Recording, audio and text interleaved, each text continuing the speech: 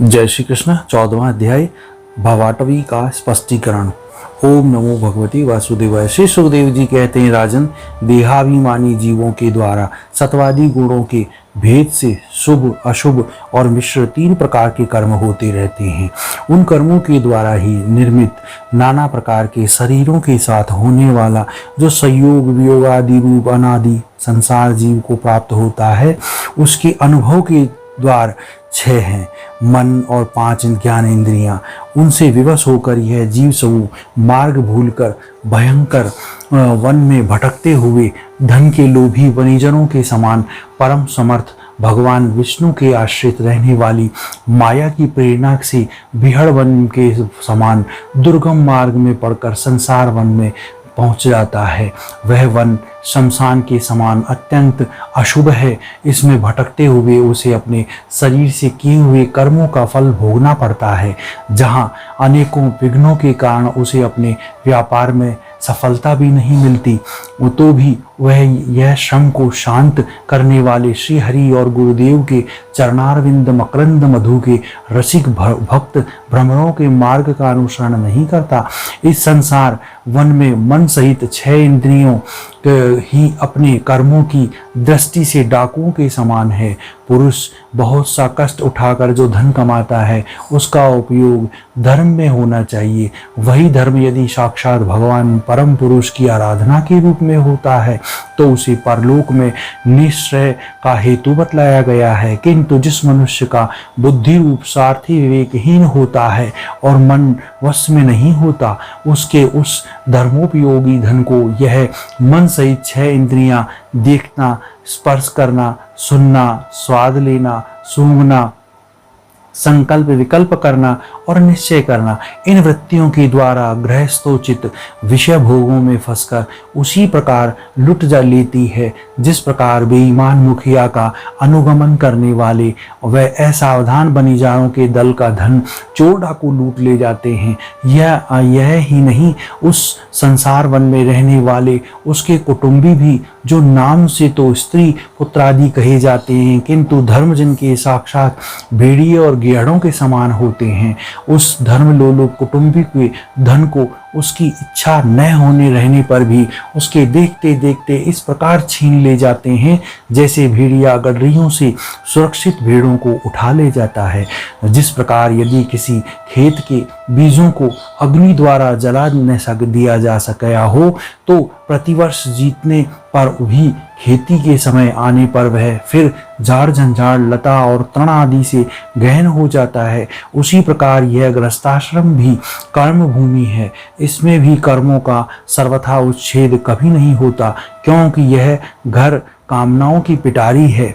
उस गृहस्थाश्रम में आसक्त हुए व्यक्तियों के धन रूप बाहरी प्राणों को डांस और मच्छरों के समान नीच पुरुषों से तथा टिड्डी, पक्षी, चोर और चूहे आदि से सती पहुंचती रहती है। कभी इसे मार्ग में भटकते भटकते यह अविद्या, कामना और कर्मों से कुलुषित हुए अपने चित्त से दोष दृष्टि के कारण इस मृत्युलोक को, जो गंधर्व नगर के समान असत है, सत्य समझने लगता है। फिर खान पान और स्त्री प्रसंग आदि व्यसनों में फंसकर मृग तृष्णा के समान मिथ्या विषयों को ही दौड़ने लगता है।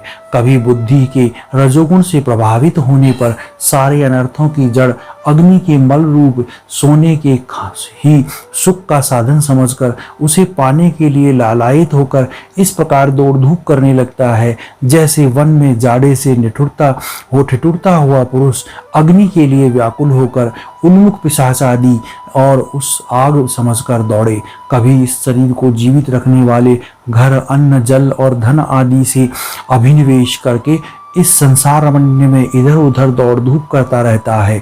कभी बवंडर के समान आंखों में धूल झोंक देने वाली स्त्री गोद में बैठा लेती है तो तत्काल रागांध सा होकर सत्पुरुषों की मर्यादा का भी विचार नहीं करता। उस समय नेत्रों में रजोगुण की धूल पर जाने से बुद्धि ऐसी मलिन हो जाती है कि अपने कर्मों के साथ ही साक्षी दिशाओं के देवताओं को भी भुला देता है। कभी अपने आप ही एकाध बार विषयों का मिथ्यात्मता जान लेने पर भी अनादिकाल से देह के आत्मबुद्धि रहने से विवेक बुद्धि नष्ट हो जाने के कारण उन मरुमरी चिका तुल्य विषयों की ओर फिर दौड़ने लगता है। कभी प्रत्यक्ष शब्द करने वाले उल्लू के समान शत्रुओं की ओर, परोक्ष रूप से बोलने वाला झिंगुरों के समान राजा की अति कठोर और दिल को दहला देने वाली डरावनी डांट डपट से उसके कान और मन को बड़ी व्यथा होती है। पूर्व पुण्य क्षीण हो जाने से यह जीवित ही मुर्दे के समान हो जाता है, और जो कारस्कर एवं काकतुंड आदि जहरीले फलों वाले पाप वृक्षों इसी प्रकार दूषित लताओं और विषैले कुओं के समान है, तथा जिनका धन इस लोक और परलोक दोनों के ही काम नहीं आता, और जो जीते हुए मुर्दे के समान है, उस कृपण पुरुष का आश्रय लेता है। कभी असत पुरुषों के संग से बुद्धि बिगड़ जाने के कारण सूखी नदी में गिरकर दुखी होने के समान इस लोक और परलोक में दुख सहने देने वाले पाखंड में फंस जाता है। जब दूसरों को सताने से उसे अन्न भी नहीं मिलता, तब वह अपने सगे पुत्रों को अथवा पिता या पुत्र आदि का एक तिनका भी जिसके पास देखता है, उसको फाड़ खाने के लिए तैयार हो जाता है। कभी दवानल के समान प्रिय विषयों के शून्य एवं परिमाण से दुखमय घर को पहुंचता है, तथा वहां इष्ट जनों के वियोग से इसके शोक की आग भड़क उठती है। उससे संतप्त होकर वह बहुत ही खिन्न होने लगता है। कभी काल के समान भयंकर राजकुल रूप राक्षस इसके पास परम प्रिय धन रूप प्राणों को हर लेता है, तो यह मरे हुए के समान निर्जीव हो जाता है। कभी मनोरथ के पदार्थों के समान अत्यंत असत पितामह और आदि संबंधों को सत्य समझकर उसके सहवास से स्वप्न में क्षणिक सुख का अनुभव करता है।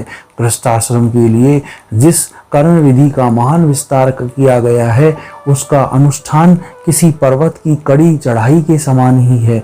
लोगों को उस और पर्वत देखकर उसकी देखा देखी जब वह भी उसे पूरा करने का प्रयत्न करता है, तब तरह तरह की कठिनाइयों से क्लेशित होकर कांटे और कंकड़ों से भरी हुई भूमि में पहुंचे हुए व्यक्ति के समान दुखी हो जाता है। कभी पेट की असहज ज्वाला से अधीर होकर अपने कुटुंब पर भी बिगड़ने लगता है। फिर जब निद्रा रूप अजगर के चुंगल में फंस जाता है, तब अज्ञान रूप घोर अंधकार में डूबकर सूने वन में फेंके हुए मुर्दे के समान सोया पड़ा रहता है। उस समय उसे किसी बात की सुधि नहीं रहती। कभी दुर्जन रूप काटने वाले जीव इतना काटते तिरस्कार करते हैं कि इसके गर्भ रूप दांत जिनके एक दूसरे को काटता है टूट जाते हैं। तब इसे अशांति के कारण नींद नहीं आती, तथा मर्म वेदना के कारण क्षण क्षण में विवेक शक्ति क्षीण होने लगती है। अंत में अंधे की भांति यह नरक रूप अंधे कुएं में जा गिरता है। कभी विषया सुख रूप मधुकणों को ढूंढते ढूंढते जब यह लुक छिपकर परस्त्री और परधन को उड़ाना चाहता है, तब उनके स्वामी और राजा हाथ में मारा जाकर ऐसे नरक में जा गिरता है जिसकी और छोर नहीं है।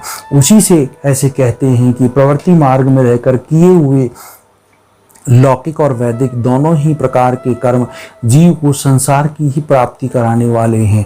यदि किसी प्रकार राजा आदि के बंधन से छूट भी गया, तो अनायास से अपहरण किए हुए उन स्त्री और धन को देवदत्त नाम का कोई दूसरा व्यक्ति छीन लेता है, और उसे विष्णु मित्र नाम का कोई तीसरा व्यक्ति झपट लेता है।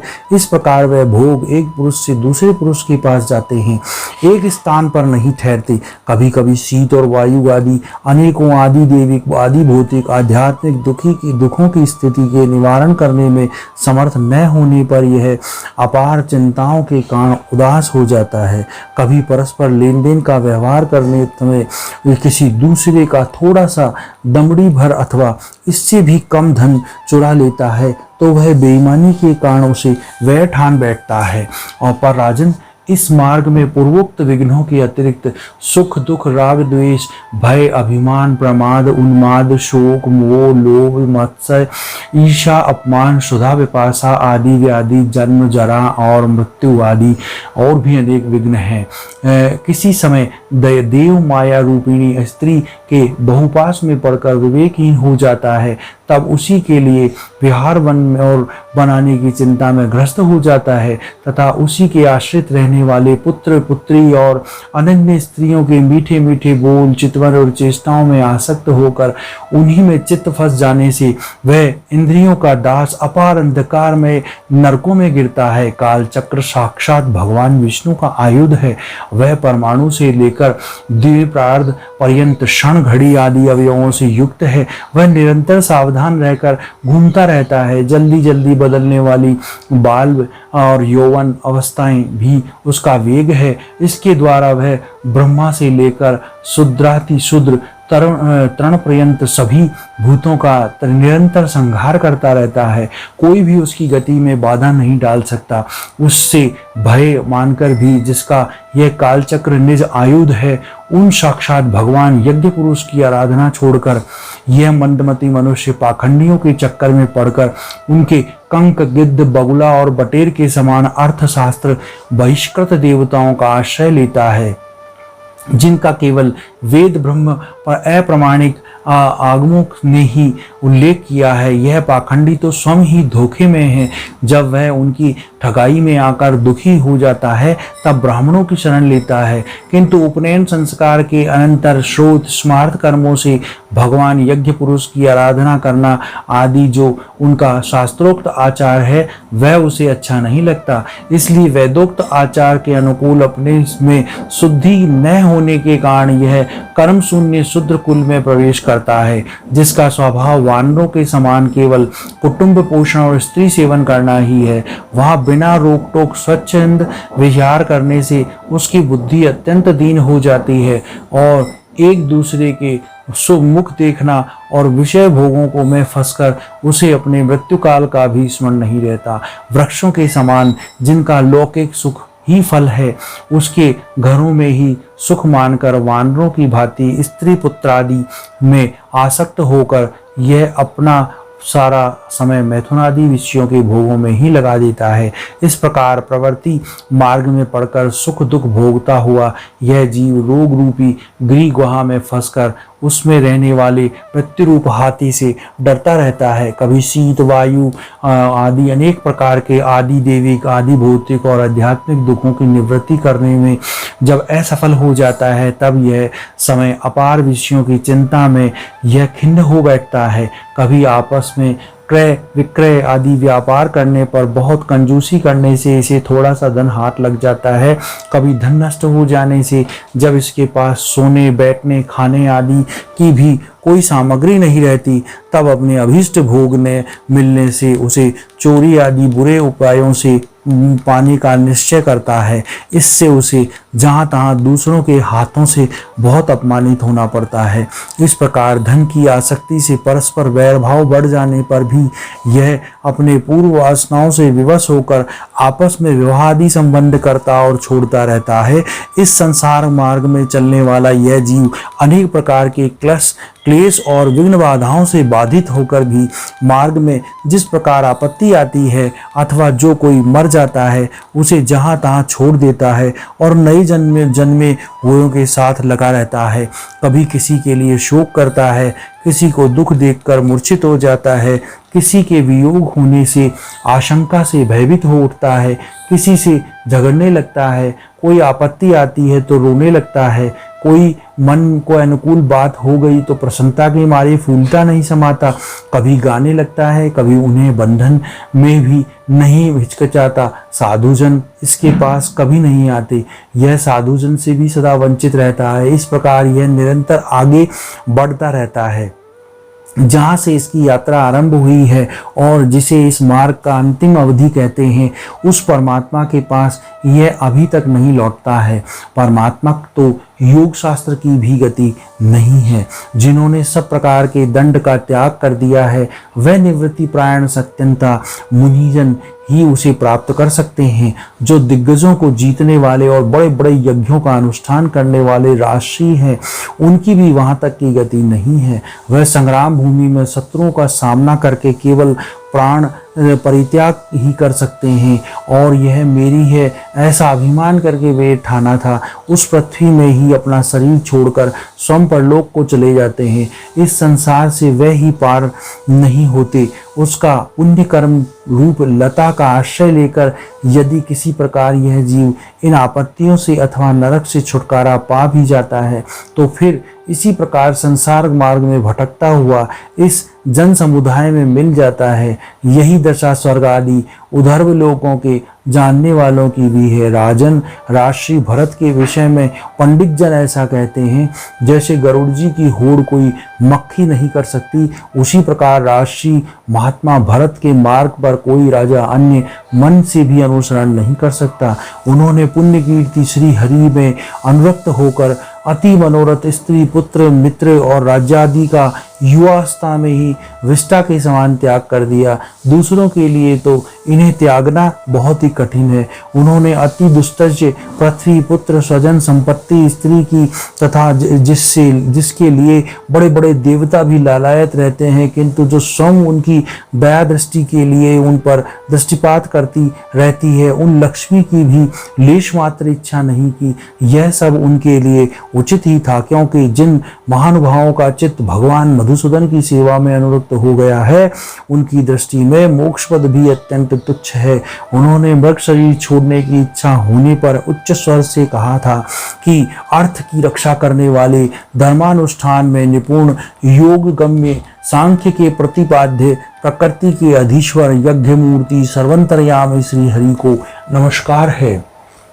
राजन, राजश्री भरत के पवित्र गुण और कर्मों को की भक्तजन भी प्रशंसा करते हैं।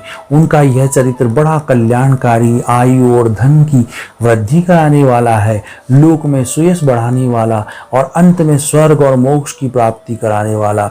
जो पुरुष इसे सुनता या सुनाता है और उसका अभिनंदन करता है, उसकी सारी कामनाएं स्वयं ही पूर्ण हो जाती है, दूसरे से उसे कुछ भी नहीं मांगना पड़ता। बोलो भगवान श्री कृष्ण की जय। 14वां अध्याय समाप्त। ओम नमो भगवते वासुदेवाय।